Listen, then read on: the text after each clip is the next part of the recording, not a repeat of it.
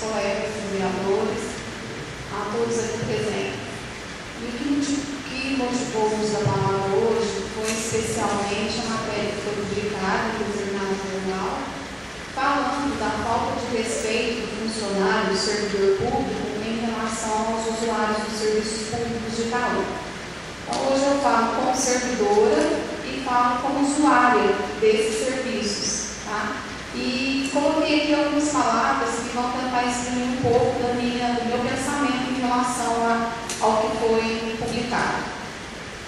O servidor público aparece como tema a ser estudado e amplamente discutido, pois hoje ele tem um papel importante no desenvolvimento econômico e social, com o município e com o contribuinte.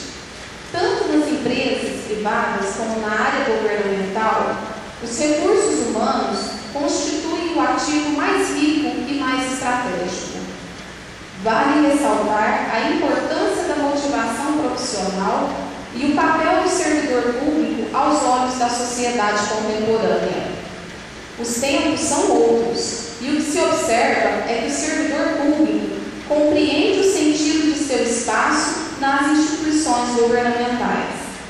A consequência disso tudo é uma participação na gestão. O servidor passa de um mero executor de tarefas a um propositor de ideias e transformações no setor público, onde atua tanto como servidor como usuário de um mesmo sistema. Então, o servidor público estaria desvalorizando e desrespeitando a si mesmo?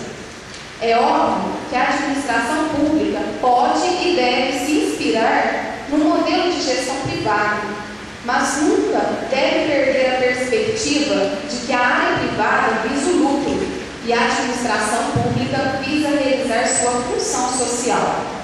E isso os servidores públicos de nossa cidade sabem fazer muito bem. É preciso, sim, um corpo funcional bem selecionado, bem treinado, bem remunerado e constantemente estimulado para crescermos de forma permanente e equilibrada e aspirarmos à excelência na prestação dos serviços públicos, sem desmerecer ou desrespeitar a função essencial de todos os servidores de saúde pública. Devolvo a palavra.